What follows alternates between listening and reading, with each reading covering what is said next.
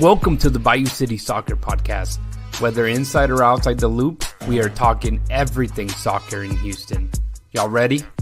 Let's get it.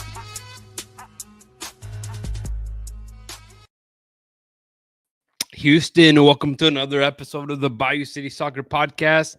My name is Rudy Segura, and I am happy to be on here with you guys, right? I'm waiting for the stream to go on, and Cristian Putalias is very entertained at the moment, but he is joining us from all the way from Silly, Texas. Brother, how are you?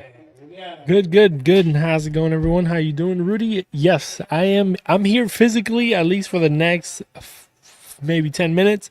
Mentally, I don't know where I am. I'm scared. I'm tired. I'm mad. I'm all the emotions that you could have. And it's funny enough, it's not because of the Dynamo. So that at least that's a good thing, right? Looking at the glass half full, the Dynamo has been doing great. And other teams are letting me down today. Yeah, we're doing good. What's the score and what competition's happening right now, man? It is You're frustrated. It is 1-0. Independiente is beating Boca in the quarterfinals of the Argentina League. So this year they did somewhat of a playoff thing. They've never done this before. So basically, they have two groups. They very MLS. Two groups of like 14 teams or something like that. Top 7 went into the playoff, and they're just kind of going at it. But this is the quarterfinals, and it's one game. They're playing at La Bombonera. We're down 1-0, and there's like about 5 minutes left plus added time. Hopefully it's another 5. So, but yeah, that's what's going on. I don't know if that explained everything. Well, I mean, like you said, it's not the Dynamo, man, and that's what we're going to talk about today. But before we get started, man, tell the people how they can connect with us, brother. Yeah, man. BayouCitySoccer.net is the website. Don't forget to check us out over there. That's where you're going to find everything and anything Houston soccer related. There's a lot of good things, not only professional, but semi-pro and amateur. So go check that out. USL 2 teams are getting ready to compete in that season. Promotion relegation also kind of getting into the gist of all that, and go check it out. Dustin is doing a great interviews with some of the coaches, some of the staff of these clubs. Houston FC was the first club to be featured. So if you're a Houston FC fan or supporter or player, thank you for joining us tonight. Hopefully you guys enjoy the coverage, and more teams will be coming, USL 2 teams. And as always, you can find us at Bayou City Soccer on Twitter, Instagram, Facebook, Blue Sky as well. And if you're on the YouTube channel, of course, on YouTube as well. So Bayou City Soccer, don't forget, if you're listening to this the next day that we recorded, we do record the videos, or we do go live Monday nights at 9 or close to 9. So go check us out over there.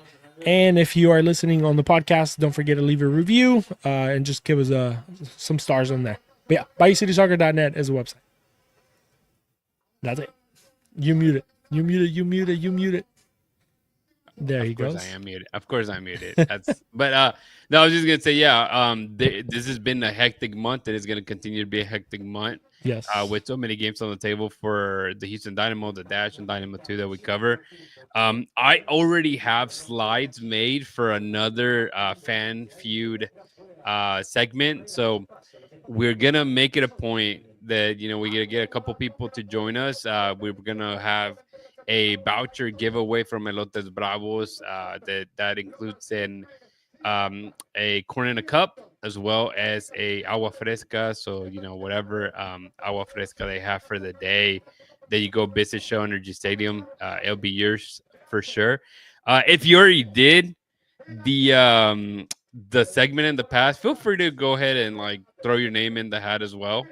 And we're working on different giveaways. I have actually a scarf from the 2023 US Open Cup title that the Dynamo won. There you go. That could be a giveaway. There's also the another thing that I was thinking of making a giveaway is those banners. It's also kind of like a giveaway when they open the now Shell Energy Stadium. Back then it was BBA Compass Stadium. When the Dynamo played against none other than Ben Olsen's DC United. So that could be another giveaway that we can add in there. And we may have a couple more stuff As you know, the community keeps growing. It's fantastic. People keep donating stuff for us to give away to you guys, to Mhm. the fans. So we're definitely excited to keep that segment going. Again, it's been about a month in hiatus, but we'll bring it back for sure. But Chris, I know the background is gonna keep away your eyes. There's nothing wrong with that, man. When you're passionate about the team, but let's go ahead and get started with the Houston Dynamo. Yeah, well, Um, uh, Last week was a roller coaster of a week, in the sense of U.S. Open Cup, winning that, going into the next round, then Saturday's game did not go as planned, and then the week after that, Minnesota mid game. I think most of us that follow the team, especially here in Bayou City Soccer, we expected a win. We yeah. felt that Minnesota has been playing great. I didn't, but yeah, go for I said it. most of us, Continue, most of continue. us. Yeah. So, like, I in the have my sense of reasons like, though. yeah, yeah, yeah, and I definitely didn't expect them to win back to back Yeah. games because that's just difficult to do. But against Minnesota, let's start with that, right? Minnesota, Dynamo get a 2-0 win. Mhm. The first half was, I mean, honestly, most of the game was in Dynamo's favor. There were 68. They held 68 of the possession over 32 for Minnesota. Minnesota, heavily rotated team. Heavy. They played some of their starters in the second half, but it Eight just eight players, Mhm. eight players that played the game before against Miami did not start against the Dynamo. So out of the 11, the starting 11 against Miami, only three of those, or wait, three or four? Yeah, three of those. My math was kind math of is off there, right. Yeah. right? Ocho más tres, once.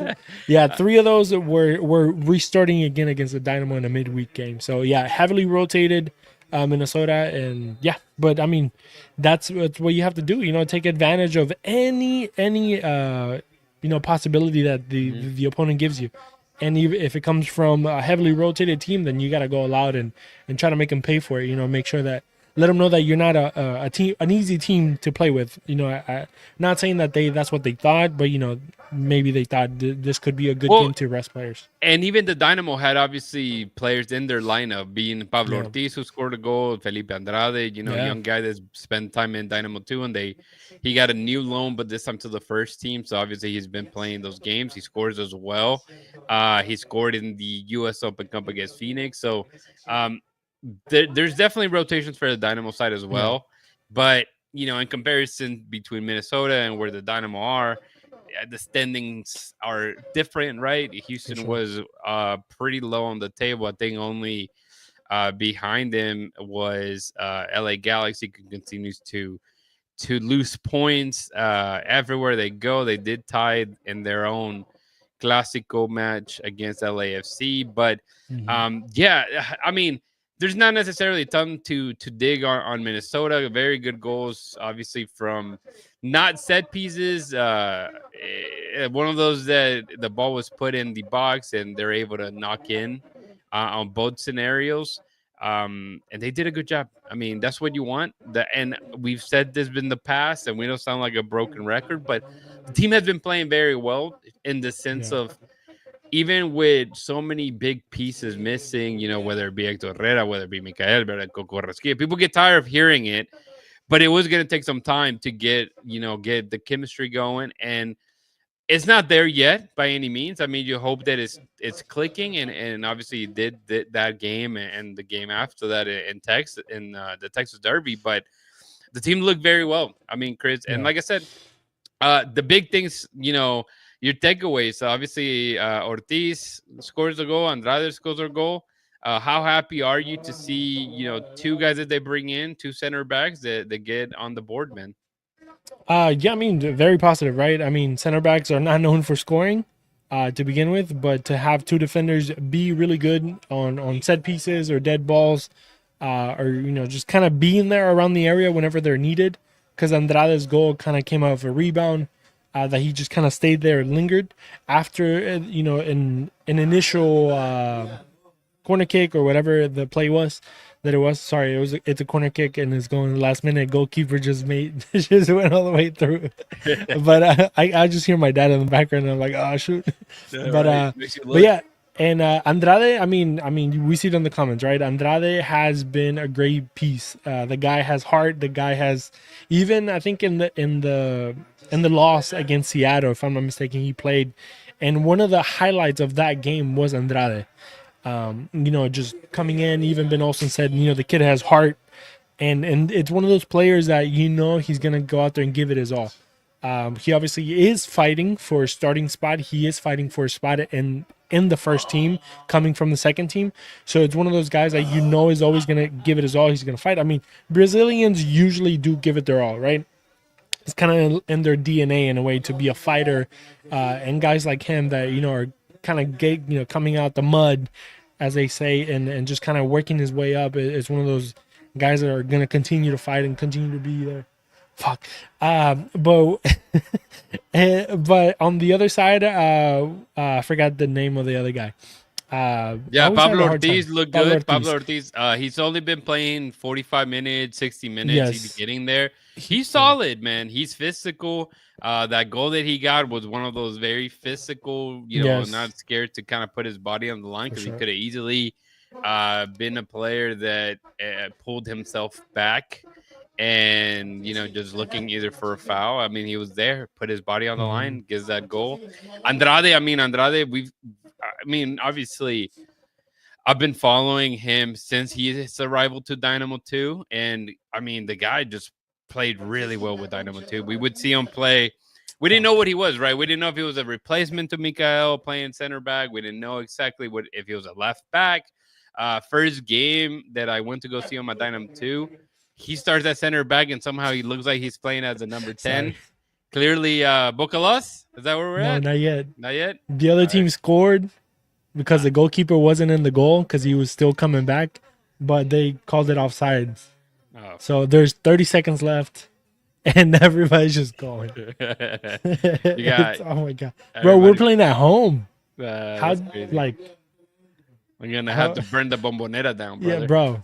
We're not River, but I see what you're saying. They did burn their own stadium. I just thought of something that I forgot to say. Yeah, my mom went to Argentina like 2 weeks ago, and she actually drove by Bombonera. So anyway, I was like, me and her are homies. She didn't get off because they said it's a shady place to be around. It is a shady place. But she, I saw that she sent me a picture of her on a bus next to Bombonera. So anyway, there it goes. Nice. Boca's gonna lose their mind. I hate end of the game. We're focused here now. Yeah. All right, but yeah, no. So again, Andrade has been playing very multiple roles in Dynamo 2. Again, we would see him as a center back. We could see that he would.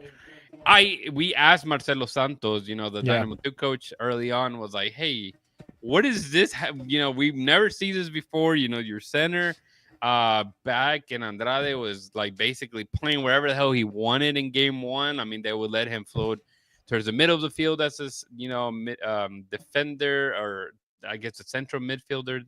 We would see him play as a number 8. They would see him play as a number 10, sometimes even as high as a striker. The guy looks very fit in form. He's 22 years old. He's played meaningful minutes in Fluminense in Brazil, so he's not necessarily a young kid at 22. He does have a lot of experience already playing professionally, and he has slotted in pretty quick into the Houston Dynamo. And it's good to see, because you do want to see the signings work out, especially after you miss so many players. And again, whether he is eventually the replacement for Mikael, we don't know. Obviously, we know that there's injuries to Zviachenko, whether, he did get an extension recently, but is it enough to keep the big, then Danish center back in the field? But yeah, I mean, obviously, yeah. No, let me add a word. Go for it. Because because we say, right, the replacement for Mikael. Even though obviously I think that is what we're kind of looking for, right? But I think his perfil, his set skill for Andrade, it's a little bit different than Mikael in a way. I see Mikael more as a center back as he was, right? Andrade, I feel like he can be more of an attacking piece in the sense that he could play either left back, right back, or even like a defensive mid, like kind of Arthur is playing, or maybe Urso.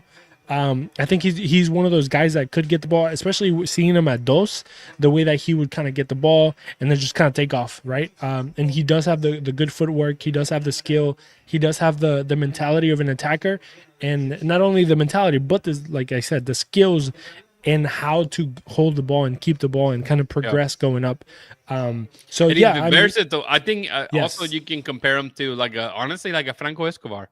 yeah, You in know, a way, he yeah, very yeah, similar. yeah, for sure, And one the hundred percent. physicality and the way that they approach the game, that they're not, they want to win every single ball, every single Yes, 50-50. He's very, and it's not like a guy that just, you think defense, you think he's just going to plow through a player with the ball. He has a good, as you mentioned, good skill on the ball as yeah, well. And but the dude is quick. That's one thing yeah, that I believe Ben mentioned, about how quick he is, and he is. You can see it. And so, again, kind of ending Minnesota, he gets his debut, he gets his goal, he gets team of the match. I mean, the guy, it's out of nowhere, obviously. And again, and against Phoenix, he scores a goal. He plays close to 90 minutes as well there, and so he looks good, and that leads into three important points that they needed at home. The prediction of not having a lot of people in the stadium, normal thing, right? I know yeah. On a that you see Wednesday, yeah, people, you see people always bickering about like, oh, look at the attendance, but yeah. as we follow the team for the last close to 5 years, Chris, I mean, it's not new, especially those midweek games, man. Yeah, no. Yeah, you can't expect 20,000 people on a Wednesday night. It's unfortunate, right? We would all love to be a full every single game, any day of the week, Tuesday night, Monday night, whatever night. But when you look at just Houston as a whole, right? This is a blue collar town as much as maybe some people don't want to see it. I think it's very blue collar, and yeah, you're just not gonna, and you can't compare it also to like any other sports, right? Yeah, I saw yeah. people comparing it. What about To the the Astros? Astros, They right? get like 12 o'clock game on a Thursday and it's packed. Well, yeah, but I mean they do kind of have history not only as a team but the sport itself, right? And I mean, when you look at the audience of the Astros, is it's wider than what it is for the Yeah, Dynamo. The soccer audience in Houston, even though it is huge, because we know that the soccer community as a whole is huge, the audience yeah. is very small. That's a good question here for Carlos. He said, "Do you think the overall attendance is getting better?" I, I I believe want to so. say yes, but it's probably a very low percentage Yeah, of it increasing because, again, we've seen it. I mean, it's hit or miss, yeah, and there's some games that you're like, "Oh man, this is going to be a sellout," and it's not. And then there's yeah, times that you don't expect anybody to be there, and everybody shows up to the game. So yeah, it's a lot. It's yeah, especially like we were there for the Seattle game. You expected like a even bigger of a crowd. It was kind of empty. Like it wasn't as big of a crowd as you would expect for the big celebration that they had. And then when there is big crowds, they don't take advantage of it. And again, that's yeah, just it happens, right? I mean, if you get a big crowd in Shell Energy Stadium and you get a win, it does magic. But I couldn't tell you the last time that happened, man. I couldn't tell you the last time that maybe, you know what? Maybe the LA Galaxy game, that was a could decent, be. Yeah, when Stairs scored that last second goal. yeah, That was a decent crowd there, and I mean a lot of people go there for the Galaxy, but yeah, yeah, um, yeah. So to answer that question, it's iffy. yeah. It's definitely iffy. But like you said, it is getting better. I mean, year over year, I think it is getting better. I think there was a some type of news thing that said it was like 20% over the previous year, if I'm not mistaken. But it was a good amount versus last year type thing. I think it was talking about 2024 to 2023. So I mean, and I see as the league grows, as the team grows, as the team gets better, because I think a lot of people say, people are only going to go out if there's a good product on the field. Not only a good product, but also vistoso, like in the way, like real soccer fans are going to like it, and the style of play, and then non-soccer fans are going to like it.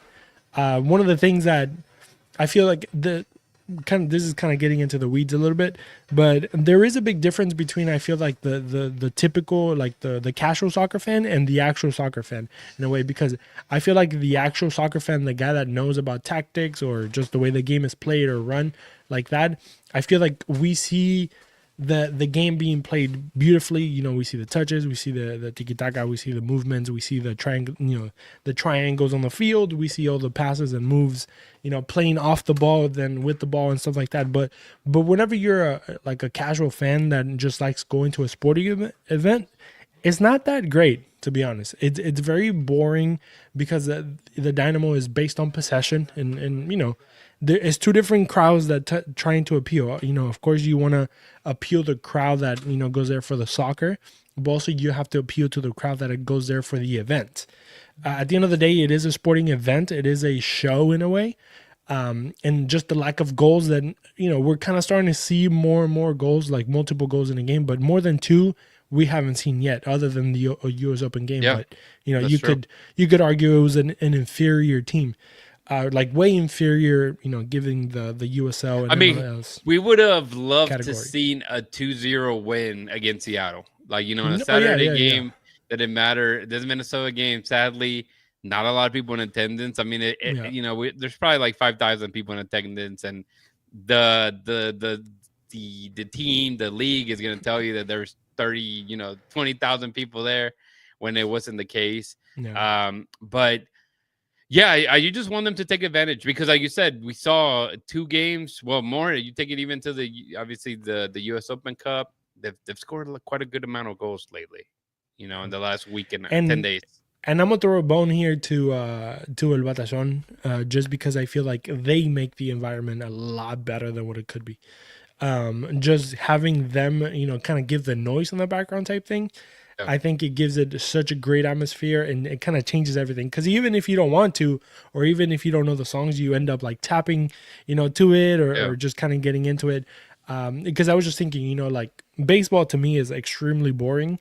I appreciate it as a sport. I know, how hard it is as a sport, but when you think about it, like it's very boring, right? Yeah. Yeah. But the thing about baseball, or like, because I went I to only enjoy it when you're in there. That's the yeah, only time that you enjoy it, exactly. and even then. Yeah, Yeah. because I've been to this year. I've been to Astros games and I've been to a Space Cowboys games. Right, two different like levels of stuff. Right, Astros games is very showy.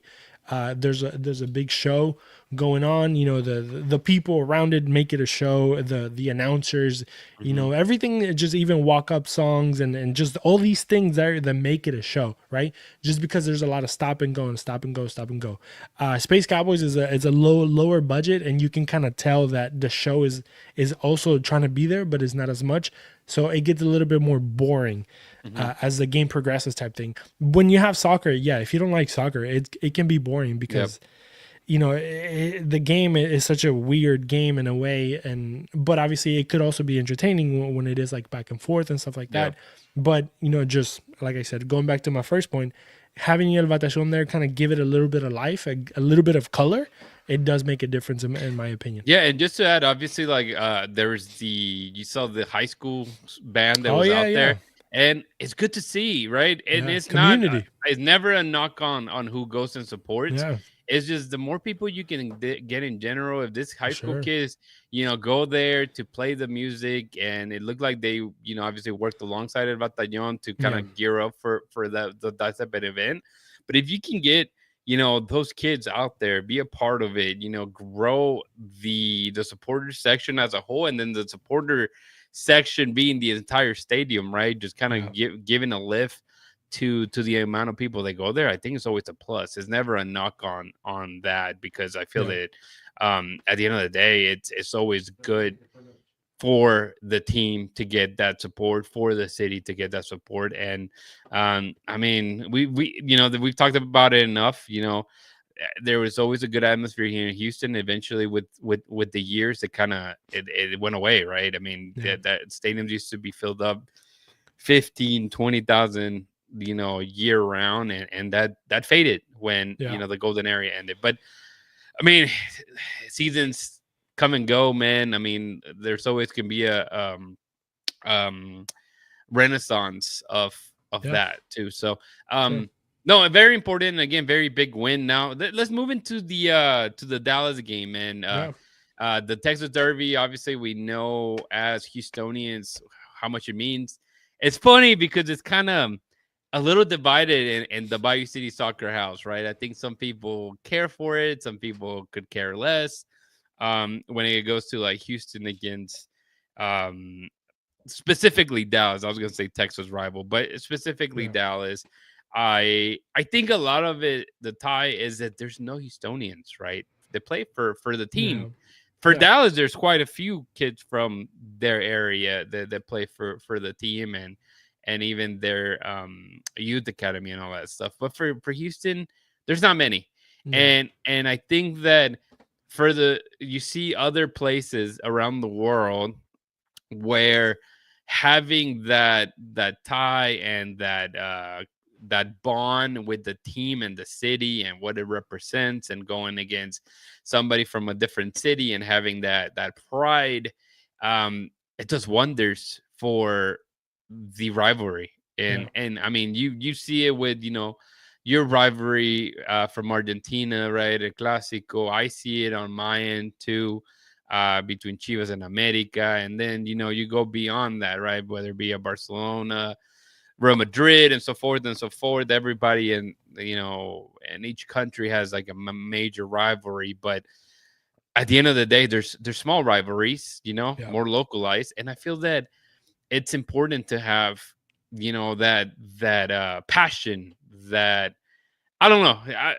I don't know if that makes Yeah. sense, and if you No, want to yeah, kind of yeah. add on what I'm saying, brother. It does make a difference. You can see it on the fight of the players, right? I feel like you said, Houston doesn't have a lot of Houston guys in it, but obviously as they get more ingrained into the culture of what Houston is and stuff like that, I feel like that's when you kind of see it, right?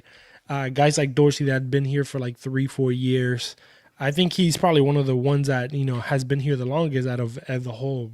uh, I mean, there was a whole renewal, right? Two years ago, like 15, 16 players were let go, and you're just kind of have to build that culture back, and that's what it has been since Ben Olsen, right? Ben Olsen is the one kind of spearheading that whole change of culture, and with Pat Onstad and stuff like that. Having somebody like Pat Onstad who won championships here, even though he's not from here, could make a difference, because obviously he those are the people that help, kind of impart that feeling of belonging, that feeling of just kind of feeling the colors and stuff like that. I feel like nowadays, like you mentioned, the rivalry is more in the stands than the actual field, as it usually is, right? The fans are more involved or more. Like their feelings are more into it than anything else in a way. The players, as they get more professional, it just becomes more of a job in a way. But you see, some flares here and there of that passion. But yeah, it has to like create culture. It has to create, rivalry between the players. And as long as the kind of the people keep it alive, I feel like the players that do play with heart in a way. Not saying that they don't, but it's a different heart. Some people play just because they're competitive and they don't like to lose, which is great, right? I don't like to lose either. And then some people just kind of fight for the crest, right? Yeah, Like they're like, oh, yeah, we're here for the colors and stuff like that. And as you have more of those guys that love to represent where they live or where they stand, or the people that they kind of represent in a way, then that's when the rivalries kind of get a little bit better. Um, yeah. but It's yeah, funny it's, because it's kind of muted, but it's getting there. yeah, and it's funny because I was gonna say, obviously a lot of the quote unquote trash talk that we see when it comes to this rivalries is from players from Dallas because again, they Yeah, a lot of them are going through their systems and stuff. yeah, One of them, and I always joke around about Pomical being one of the guys that I'm like, oh, I just don't like this guy. Like my fandom just strongly, I don't want to say hate, but strongly dislikes Pomical. I mean, the dude at 25 years old looks like he's already been through like 3 divorces and lost everything and bankruptcy. I don't know. He just gave me that vibe, but it's funny because at the end of the day, the chatter that those type of players bring animate, as you mentioned, the fan base, right? yeah, More than probably the players, and that's okay, because then in that case, the fan base, three divorce. Yeah, y'all got my jokes. dude. He that type of rivalry, it sparks the fans to push on their team, in this case the Dynamo. Yeah. And the expectations always going into any rivalry match is always beating them, right, and winning. Yeah. And that should be the, I mean, not that the team doesn't want that, right? I feel like every team goes out there not looking to lose, but when it comes to rivalry, the fan definitely doesn't want to lose, because Yeah. they probably have a coworker that's from Dallas. They probably have a coworker that's from such and such, and Yeah. you don't want, someone to bug you the whole week of like how bad your team is, in general. And so that is something that I like it. I like it. I like that passion. I like that rivalry aspect of it. And you talk to Joey, and shout out to Joey. He's not here. He's working on his music career as well. Hey. Shout out to Edson. Edson was busy, but I told him, like, dude, don't join. We don't have any slides today. So shout out to Edson as well. That tends to be on the show as well. But in Joey's case, he could care less, right, about the rivalry. And that's not, and he's definitely not a Houstonian. We know this. He's from the Jersey area. And those rivalries, he may believe in the DC United New York Red Bulls rivalry, right? Yeah. Or a different type of rivalry. But yeah, it's different, right? And For it's sure. funny because even whenever you see it in American sports, there's not that very local rivalries. I mean, obviously, like Houston always going to be a rival to Dallas, but Dallas Yeah. does not see Houston as a rival, and that's for sure, right? Dallas has different rivals in football. They're more worried about, like, the Giants, Philly, Yeah. Philadelphia Eagles, Divisional so rivals. forth. But city to city, interstate Yeah, stuff but is difficult. it is a big game whenever like the Cowboys play the Texans. I think, but like you said, it's a bigger game for Texans fans than it is for Cowboys fans for sure. Right, right. Yeah. I think there's a bigger rivalry between like Dallas Cowboys and San Francisco or something like that. Yeah, And again, probably, huh? they're not in the Just same. history, right? But the same Correct. thing, going back to history, right? Giants, Philly, 49ers, they're older teams. Yeah. And so you And you go into this game. I felt that the buildup, and we left it as last week. We didn't get as far as kind of predicting what the Texas Derby was going to be, because again, you had Minnesota in the mix, and you had the game before that as well in the mix there. But they I felt that if they could get a good result in Minnesota, then chances were high that they could get a positive result in Dallas. yeah, I did not expect them necessarily to get a win. I expected goals, and I was thinking 2-2 was my prediction. Clearly, the Dynamo put their two in, and I mean, they were a banger of goals. So let's start with that, man. How yeah, exciting is it to see those type of goals, right? I mean, you see the game. The game was very even throughout most of the hmm, match. Obviously, even Dallas had like a shot from a little yeah, behind half field that that was Jonathan wild. Bond does a good job of using his cat-like reflections and getting back into the goal and parrying that out. But at the end of the day, the game was pretty even. Obviously, like both teams did a good job of neutralizing the star players. Houston didn't have Ponce. In Minnesota, it looked like he got injured, and that kind of left them off this match against Texas Derby. You see the starting lineup and, well, the bench as well. You're like, holy crap, Ponce is not here. You didn't feel necessarily terrible about it, but Yeah, I mean, he is your main guy to score the goals, and he has done a good job. But again, going to the goals were basically identical, right? I mean, yeah, one of them being Jack McGlynn. I mean, the dude, just his left foot is one of the best that we've seen. I mean, it was very vintage Brad Davis type of goal.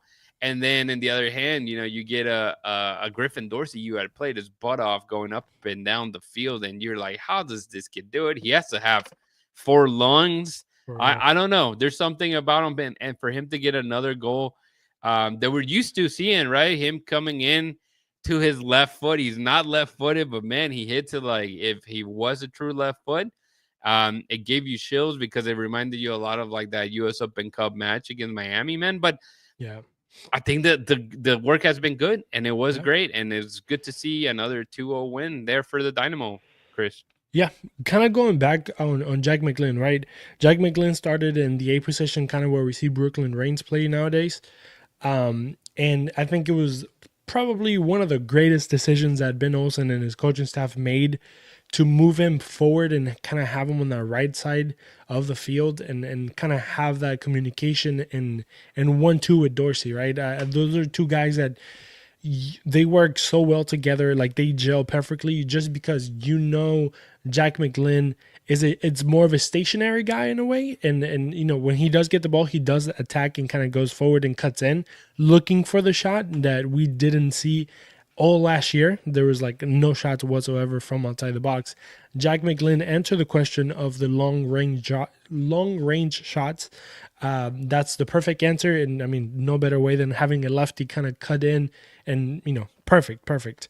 And then Dorsey, just making those runs behind his back, and if you have Jack McGlynn just kind of feed him, that's a perfect cone in a way, or diversion for the defense to kind of have the mind on Jack McGlynn, and when is he going to get the ball? What is he going to do with the ball? Is he going to pass it? Is he going to take it himself? Is he going to find a 1-2 combination, going towards the middle with Bassi or with Ponce, or are we going to worry about Dorsey making runs behind his back?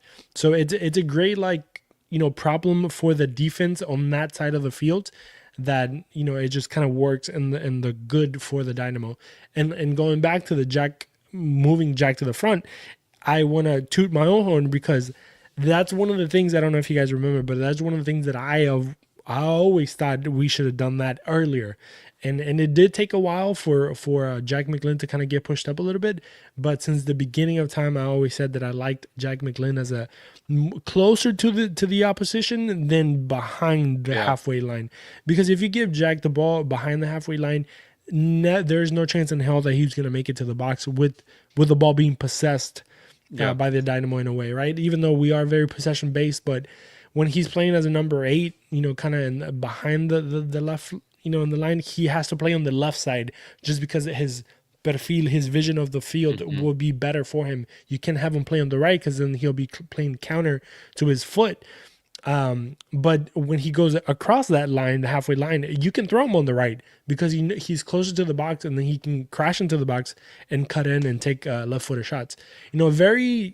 It's one of those things that you're like, it's like when you look at Lamine Yamal from Barcelona, that he's going to do the same exact thing, take the same exact shots, but there's nothing you can do about it. I feel the same way about McGlynn. If you look at McGlynn, he gets 4 or 5 of those balls every single game, and 4 out of 5, he's going to try to do the same thing. Cut in, find a shot. Cut in, find a gap, take a shot.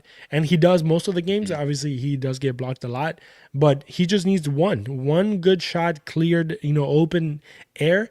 And not only does he have power, but he also has precision, because not every single shot he's going to hit it with his laces. Some of them he's going to hit it with the inside of the foot, kind of make it curl around the goalkeeper. So he does have that versatility in a way that he doesn't have to go all out and take a rocket, into the upper post, or try to find the back, the second post of the goalkeeper, but he can curl it around the goalkeeper, or take a shot and try to look for the first post and kind of keep it close to to his body in a way.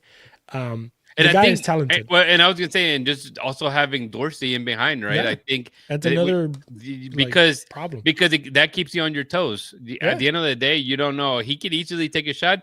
We also saw even that one of his first goals, I believe, that it was similar in the sense. But remember, it was like it came off a Dorsey little heel pass that found Jack McGlynn, that she shot it from afar. Like, so that dynamic between him and Jack has been working very well. Yeah. And because the two guys are so dynamic and so different in reality, it keeps defense on their toes. And even when they know it's coming, as you mentioned, there's not a lot that they can do, because they're very quick in figuring out, at the end of the day, who has a better opportunity, whether it be Jack seeing like, I don't have this shot, let me give it to Griffin, or Griffin be like, I don't have the wide or space out wide to dribble in, so let me give it to Jack so he can come in. So and they're very, very quick when it comes to that, and it's good to see. And even though players like Ibrahim Aliou that's left,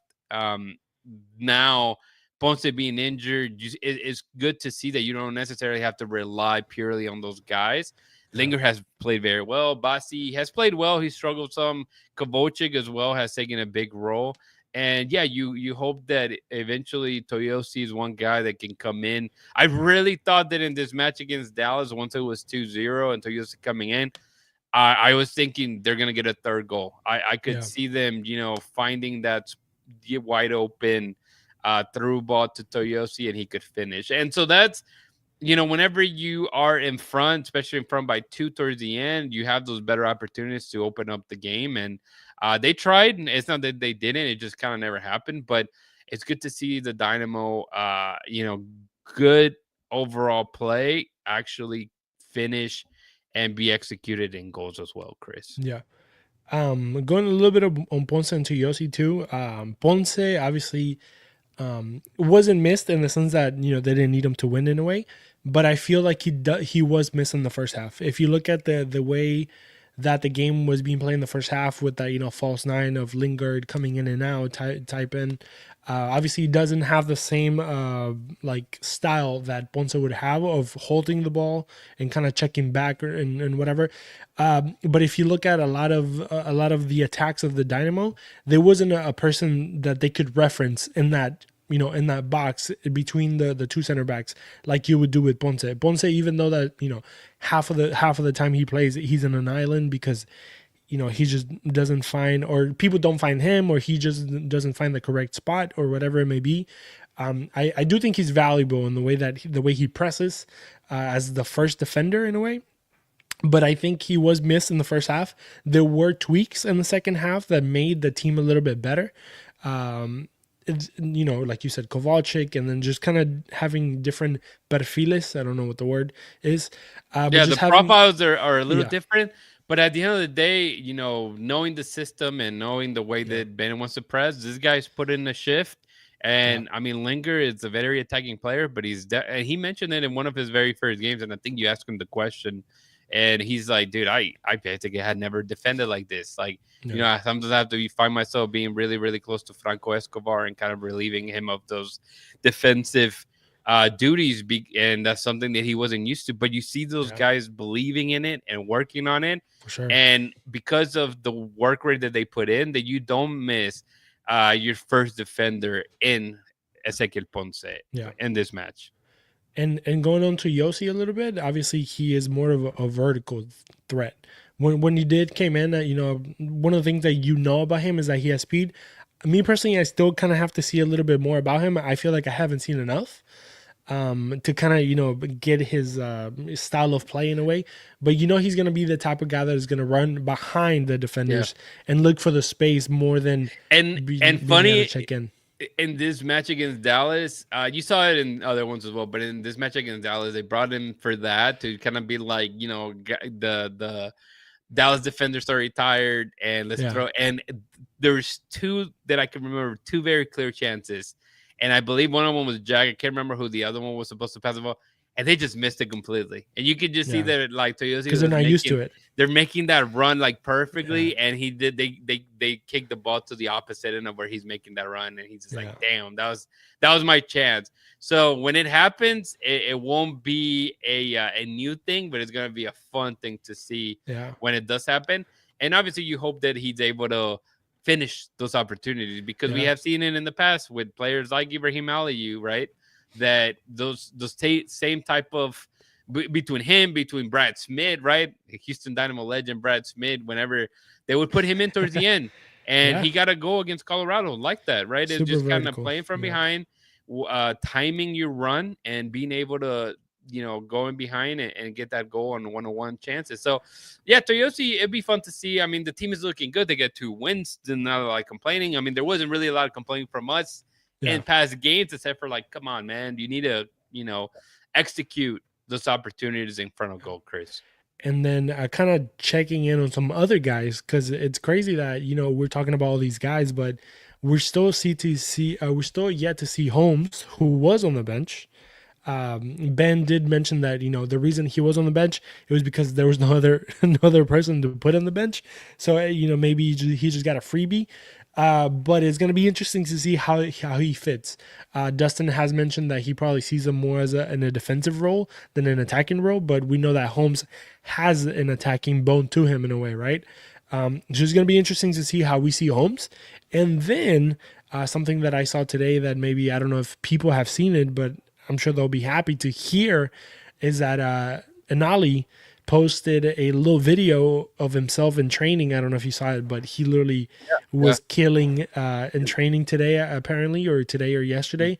And he said, coming back soon or something like that, or soon to come. Yeah. So it's something that, it's going to a whole different threat on the wings, where Linger's playing. And it's one of those that once they start coming in, that's one of those that for Van Olsen, it's going to be difficult to make those decisions because we knew this, right? There's a left. At one point you had Ibrahim Ali, you had Inali, and you had Nelson. Yeah. Now you mentioned you have Linger, you have Kovalchik.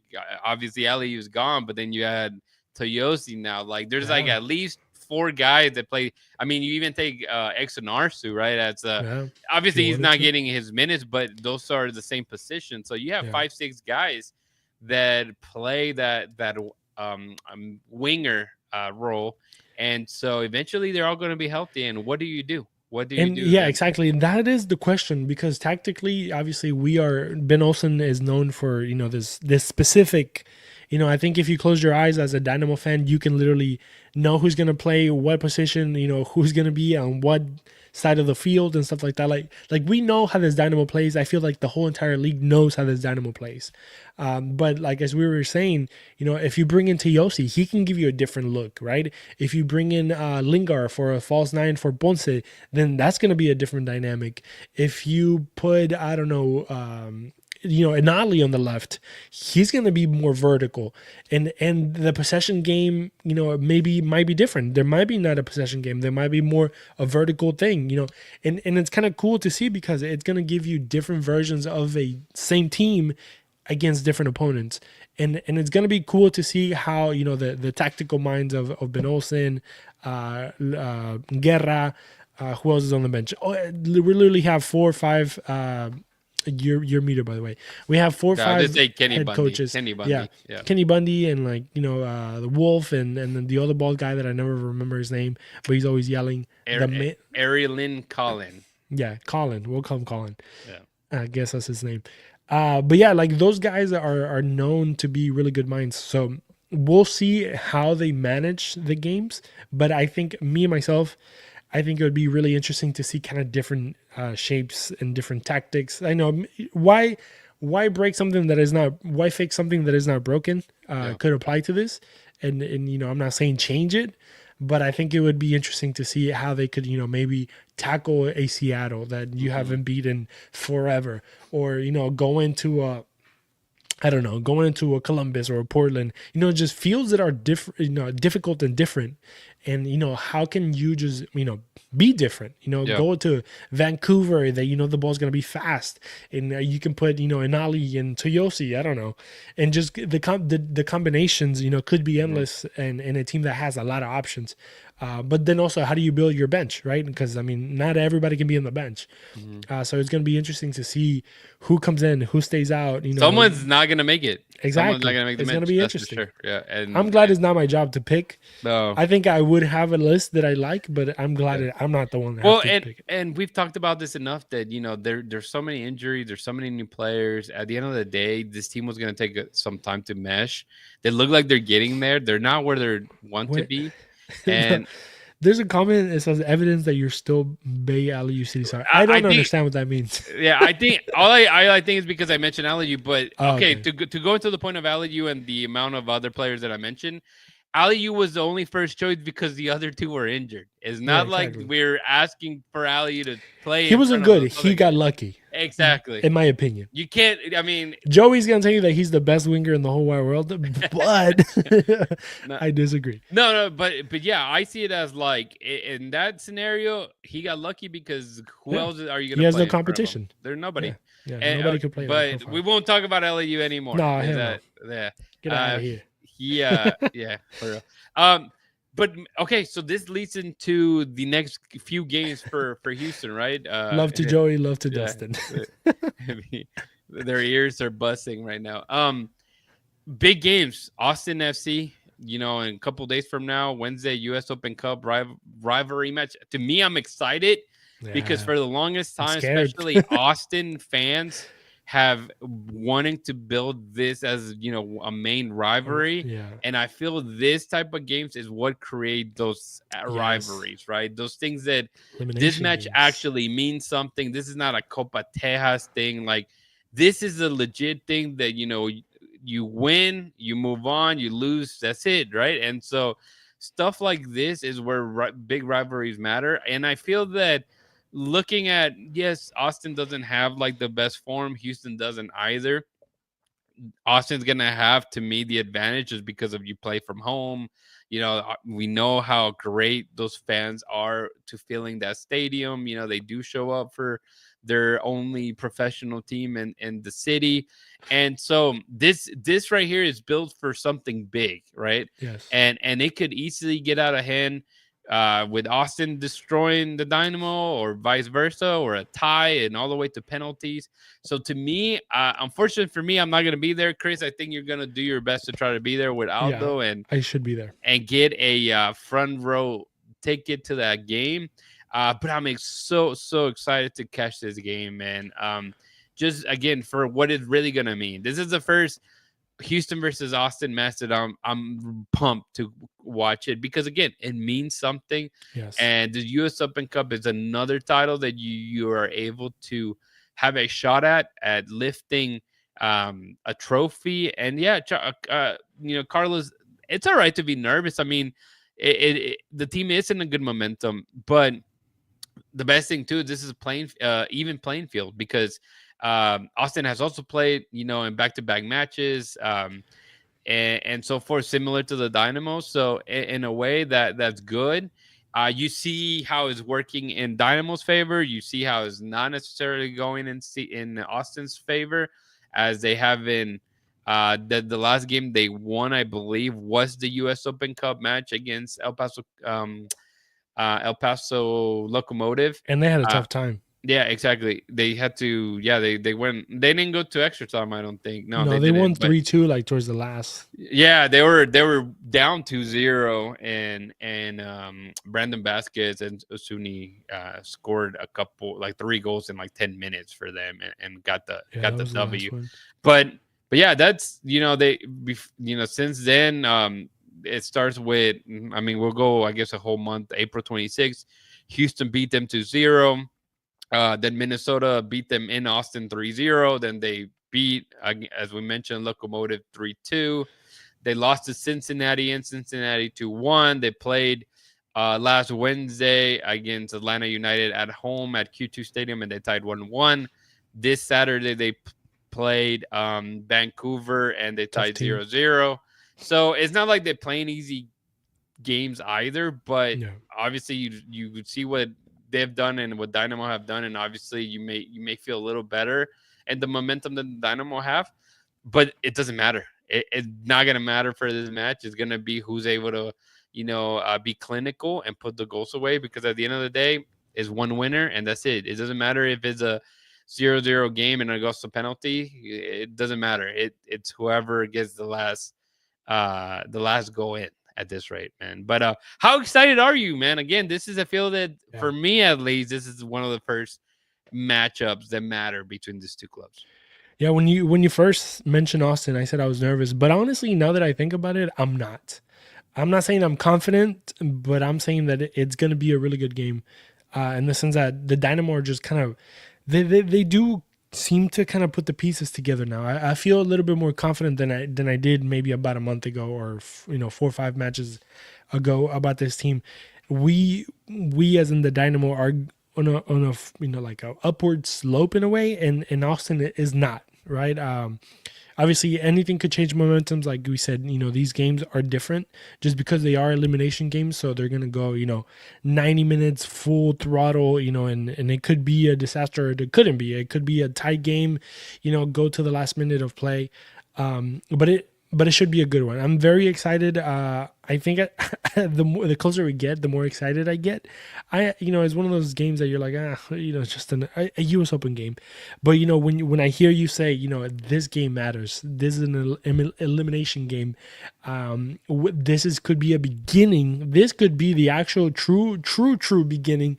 We've been saying that we do have a rivalry with them, or some people are starting to kind of shift their focus from Dallas to Austin because they are closer. Obviously, the history is not there as much, but we did have some hiccups against them with them in here, over there, and it is kind of like the beginning of a rivalry. And this game right here could be a deciding factor on that because, as you said, it is a match that means a lot more than any other matches that we have played before. Yeah, I was gonna say it's similar to like why I feel that a lot of people could vote for Sporting Kansas City being a bigger rival for the Dynamo because they've been playing in a lot of elimination matches, whether it be the U.S. Open Cup, whether it be the playoffs, and I couldn't tell you the last time that happened with Dallas. And if it's been a long time, and so this again, I think it's good. The fan base definitely needs it. I think that the fan base for Houston thrives, as we mentioned earlier, of that intrastate rival more than the team will. And so I think that's great to see. And for Austin as well. I mean, we can't deny that Austin is building something special over there. They seem to do a good job with what they have. Now, can they be annoying? Like as fans, people may say that, right? I think that's one of the biggest things that people say about, obviously this, it's a fan base that think Dustin said it one time. It was so funny. It was like, I guess they hit a triple, but they were already in second base when this happened. So, but man, I think that it's for all of us that are, followers of the Dynamo. I feel like you always want to thrive to be or want to be a fan base like they are, and again, nothing but respect for what they built there. And even like the guys from like the We Are Austin TV, bro, if you see them, go talk to them, go get yourself on their broadcast, man. Why not? What's the guy's name? Hernan. If Chris is gonna be there, go look for him, man. Get him on, ask him some questions, especially after the game's over. See if it's a good result for you guys, don't get him on there. Damn, I was just gonna say we should bet, but I'm scared. We should bet. Never bet. Never bet. No, not in the loser has to wear the opposite team's jersey. I don't know if it kind of warms here. Yeah, I don't know if he'll hear this or not, but I don't know if I'm down or not. But it would be interesting. I'm not. No. But yeah, no. So again, a lot of good stuff there. It's like those Austin fans probably spying on us already. I mean, probably. Who knows? Any Austin fans on the chat? Yeah, let us know, man. Nothing but love here. Yeah, I mean the game after that is San Jose. The game after that, man, there's like a bunch of games away. Yeah. But okay. How it's hard, especially you try to be as what's the word? Positive, non-biased. Well, positive and non-biased as well. Obviously, we do cover the Dynamo. We obviously are fans of the Dynamo, and we want the Dynamo to win. Yes, Steve Austin. Steve Austin. Maybe. Actually, I have a Funko Stone Cold Steve Austin that I got the other day. So, big fan. Yeah. So I think it's hard to bet on this, but let's see. This is my question to you, Chris. I know that your answer is going to be I want the Dynamo to win. But my question to you and to the entire, and yes, Jeff Strong, thank you for joining us. Rushan, Jay Hurtado, everybody, and you guys can answer this. Apart from you wanting the Dynamo to win, where do you think the game is going to end? Is it going to be in regulation? Is it going to be in extra time? Or is it going to be in penalties? No, that's all I want to know. I don't regulation. Regulation, you think? Regulation, yeah. Okay, good. Good. Let us know in the chat. The Bayou Banter, as I just remember what we called them last week. The chat. Bayou Banter, get in here. What are you thinking? Regulate, and that's going to be actually a poll. We'll put that poll somewhere. Do you think it's going to end in regulation, extra time or penalties. Edson thinks penalties. I'm too Uh, scared of penalties. I'm just scared of penalties, but it just makes it so much better too. Bro, so nervous. Especially if the team you're rooting for wins, obviously, right? Oh But yeah, yeah, for sure. there's just something. Bruce things regulation, I fire get at ner- I will, get I get nervous like when other regulation. teams that I don't care for go to penalties. Yeah, yeah. I just have a hard time with I penalties. was at the actually I was at the US Open Cup in 2018 when the Dynamo there's another one, regulation. The final? Welcome. No, No. against, well, yes, No, because actually I the was final there, but was no, 2-0 against they Philly. Yeah. won 2-0, 3-0. Yeah, I was there. No, against LAFC. I was there at that game too. But at the LAFC game, I was there, and it went all the way to penalties. Rodrigo was there, and we ran to because we were closer to like the middle of the field, I would Mhm. say, and we ran to the wherever the penalty was at, and we were so happy to see. I think Latif Blessing was the guy that missed that penalty that actually got the Dynamo the go ahead. So Shout out Latif. shout out Latif. He's out there practicing, trying to find a team still, from what I That's can tell crazy. on his Instagram. So shout out to him. It's crazy. Yeah, that he was so high up here, man. He was making bang with Toronto before he moved to Houston, and then I think that's what it was. The he was money. he was making too much. He was making too much. MDCA, man, welcome regulation. He thinks 3-1 to the Orange. Isn't that a drug, MDCA? I don't know. I'm just kidding. Probably.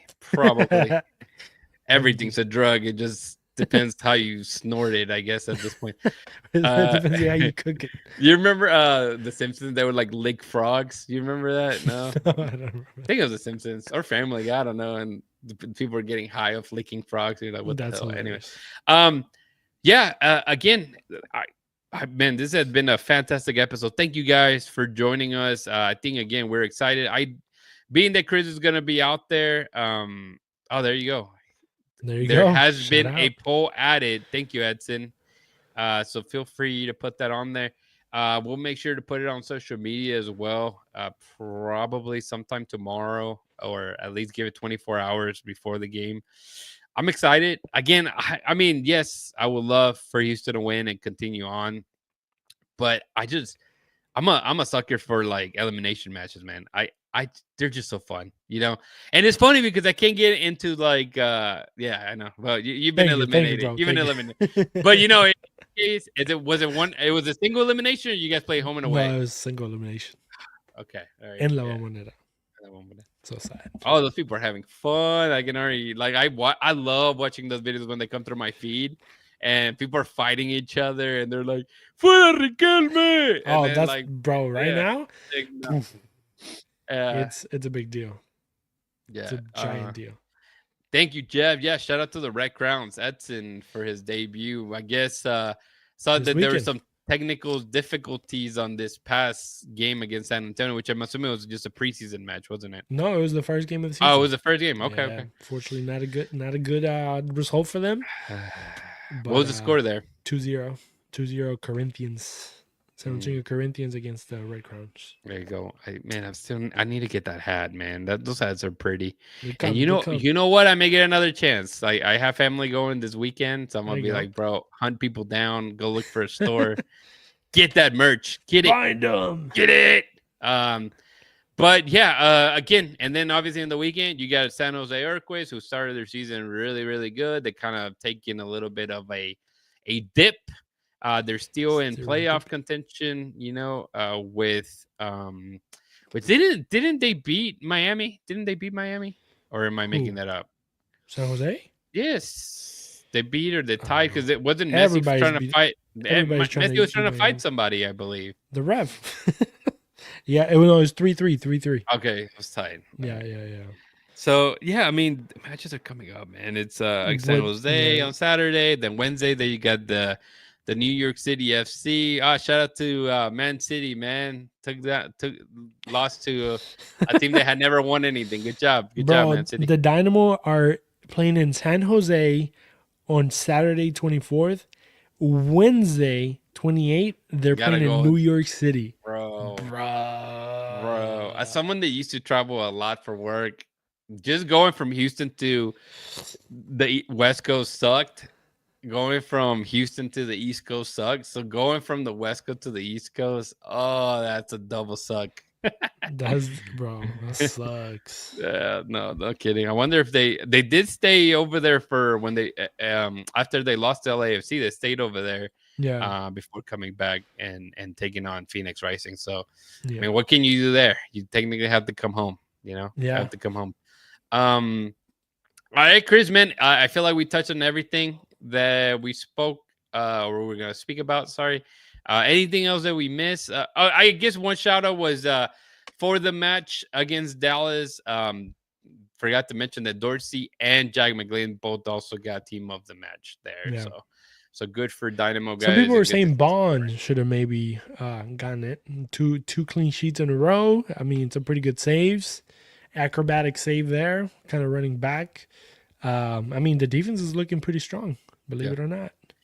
Yeah, and again, in just two games, it only took two games to get 6 points, and the Dynamo to look like a team that is on the climb, right? So, Vintage Ben Olsen Dynamo.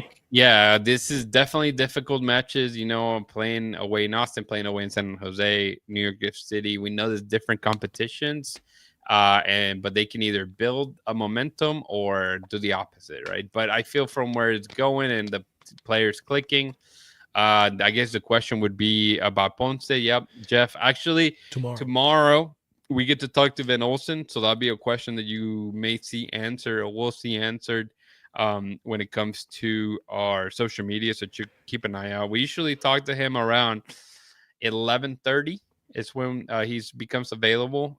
Pretty much a day before the game, if Yeah. not 2 days. But tomorrow for sure for this Keep an match eye out. against Austin. So By keep lunchtime. keep an eye out on that. But again, I feel that even Ponce being injured, the guys that are out there, I feel like they obviously look like the part. So Yeah.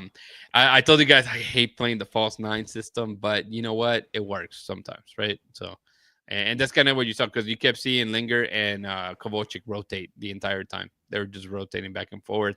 McGlynn was given that stay on one side and one side only. And yeah, so I mean, Chris, man, tell the people how they can connect with us, man. BayouCitySoccer.net is a website, guys. Don't forget to check us out. YouTube, if you're there, make sure you hit the little thumbs up. If you haven't yet, subscribe to the channel and hit the notification bell so you can get notified every time we go on. We do have shows. This show, our flagship show on Monday nights, we have a orange and blueprints. There you go. Orange and blueprints, all about the dash on Wednesday nights. And then Thursday nights, we have BCS in Spanish and Espanol. So go check us out over there every time we have a show. If you're listening to this on Spotify, Apple, wherever you're listening, don't forget to leave us a review. Make sure you let us know what you like, what what are some of the things that you like, you don't like, any segments or anything that you would like to hear. If you have any questions, drop them off there too. And just leave us a nice review, 5 stars and stuff like that. If you're on Facebook, Instagram, YouTube, no, I already said that, Twitter, and Blue Sky, you can check us out at BayouCitySoccer.com. Yep. Shout out to Ugly Guppy at UglyGuppy.com for the gear. Shout out to Elotes Bravos on Elotes Bravos on Instagram. And then We Got Soccer, 2 locations in the Houston area, Tomball and the West Chase area. Biggest soccer stores in Houston, 100%. In Texas, I would have to even dare to say, I don't know the whole Texas, but just going to the Tomball store, it was huge, enormous. And the store in West Chase, I believe, has a bigger boot wall. Yep. And they have a studio space. They're honestly doing a lot of great things over there. So Jestrov loved the acting career, bro. That was fantastic. I appreciate it. You know, we had a ton of fun doing those. And, it was a good time. And Chris, I told Chris, bro, I have a ton of ideas. Let me just be on the back recording, and I'll give you my ideas, and you ran with them, man. And they came out pretty good. There should be 2 more videos that I'm working on from all the content we got, and I don't know if they'll be as funny, so we'll see if they'll make the cut. But those 2 were fantastic. And lastly, Jay Hurtado did ask about Houston Dynamo 2. Thank you for mentioning it because honestly, I completely forgot. They did play yesterday, and it kept getting delayed after delayed. It was like a 3-hour delay by the time they got started. Yeah. And unfortunately for them, they ended up losing 2-1 to North Texas.